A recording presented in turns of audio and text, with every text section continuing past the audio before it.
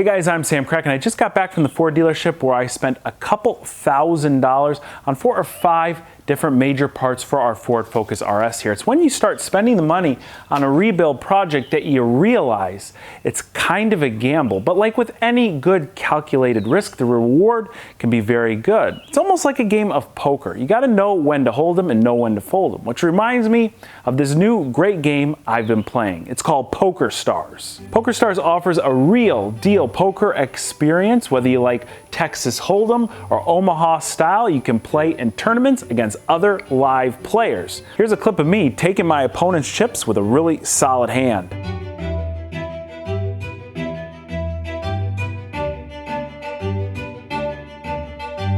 After you're done winning a few tournaments, you can play from a handful of different slot machines, and these things are near identical to the slot machines they have in Las Vegas. They're sure to keep you occupied for a good amount of time. If you want to earn some extra chips, you can play their poker-style trivia, and there's also daily chip bonuses just for checking in. Right here is my username. My profile pic is the alligator. If you see me in a game, be sure to say hello and get ready for a challenge. I'm already at level 22. Best part about PokerStars, it's completely free for you to download and play. You don't have to plunk real money down to get that real poker experience. Check out my link in the description box below for the free download link of the PokerStars app. I really want to thank PokerStars for sponsoring this video. It's guys like them that make builds like this possible. Without further ado, let's jump right in and let's get all the broken parts in this engine bay fixed. First off, I want to get started replacing our intake manifold.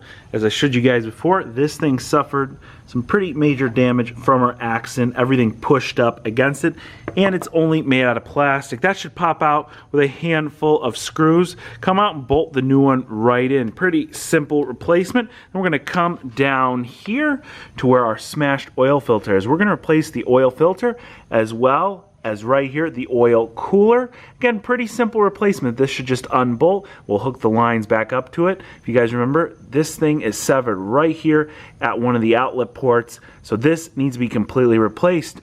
Then we'll come over to our hanging ECU where I have a brand new ECU case and bracket. We'll mount it up nice so it sits right.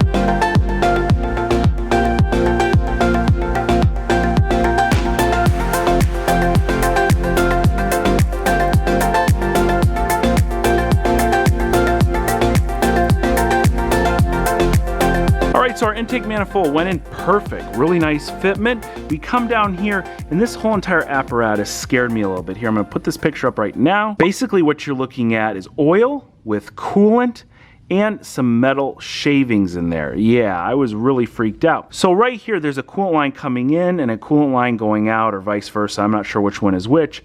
But basically when I undid these, well, that dripped in the pan too. That is where our coolant is from. It wasn't integrated with our oil. So that explains that. Now the metal shavings are what was strange, but I can only explain that whenever I undid these bolts, they came out of this here. I don't know if it was from the threads in here. I don't know if it was from inside here. The shavings were segregated with the oil when they came out in the pan. They came out dry and they were silver in color. When I saw all that stuff in the drain pan, admittedly, I was a bit freaked out. I called up my buddy Alex Palmieri from the channel Legit Street Cars. You guys likely know him. He's got great videos and he was a certified Mercedes technician. And I just kind of explained and said, look, the coolant is definitely from the oil cooler, but the shavings are really strange. But the oil cooler right here was broken. It was damaged, so maybe there was some shavings from that. And what's great about calling a real deal mechanic is they've got a different way of looking at it. I looked at it as metal shavings, coolant, and oil in a drain pan, so I need to freak out. He asked me, what color were the shavings? I said, well, number one, the shavings were dry. They definitely came off the oil cooler apparatus on the side whenever I was dumping everything out and cleaning it. However, they were silver. Unmistakably, these were silver shavings. He said, well, you have to worry if they're bronze or gold color. So that definitely put my mind at rest. If we come over to our ECU cover right here, I've got it zip tied in place on the bottom of the block here because this is where it really mounts, and since the frame is kinked right there, it will not go back in the right place this instant, so we'll have to deal with this at a later time. Ford Guys, Ford Techs, I've received a handful of emails from you guys. I really appreciate it. A quick question I have for someone out there that might be able to help. These are locking hose clamps. You push them all the way in, they lock, and then you can release them. My question is, how do you release them? This one right here is in the lock position. You can see I can move it freely. I really want to get that locked up so that obviously nothing lets loose when we really get this car full of coolant and running. Now, we're gonna get this car running right now for a few minutes. I haven't actually heard the engine in this car run for more than 1 split second like you guys saw in the last video. Oh, yep. Since all the turbocharger piping is completely missing, since the air intake box isn't hooked up to the intake assembly itself. Since our intercooler is completely removed from the car, we have boost leaks. This car will definitely not idle right, but at least we'll be able to start it up. We'll be able to hear it, make sure it's not knocking, any funny business like that. Make sure everything sounds at least halfway decent. That way we know that we can continue our rebuild project. If you guys were wondering, yes, I did top the oil off when I took the oil filter out. We're gonna start the car 3, 2, 1. And it starts right over. It actually doesn't sound half bad with all that stuff missing. Well, there's all of our air noises, and there's our funny idle.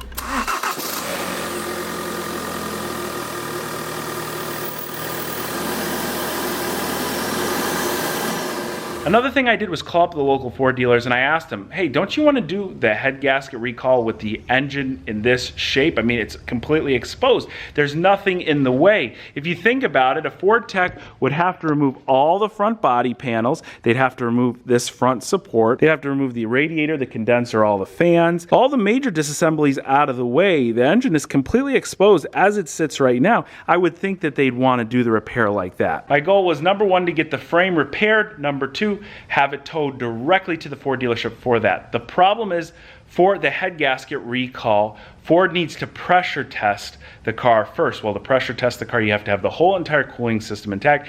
And the couple dealerships I called said they want the car completely assembled the way it is so that they can bill Ford, of course, for all the disassembly and all of that. Needless to say, it is slightly annoying that I'm going to put the whole entire front end of this car back together for it to just be taken back off when they do the head gasket repair. Now, a lot of you guys have written in telling me, hey, you know, this car's got a head gasket problem. Why are you even wasting your time?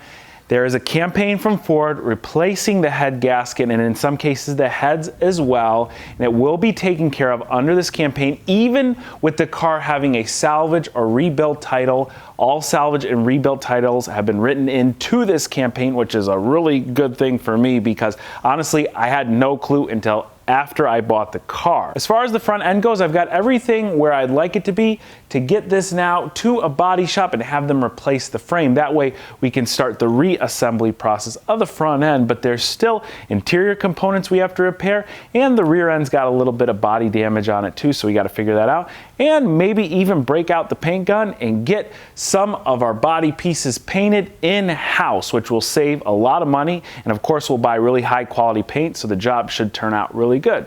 Now guys, I really appreciate you watching. I want to thank PokerStars again for sponsoring this video. It really helps me be able to bring you projects like this, and I've had a really fun time playing PokerStars. I encourage you guys to check it out at the link in the description box below. Thanks a whole lot for watching. I'll catch you very soon.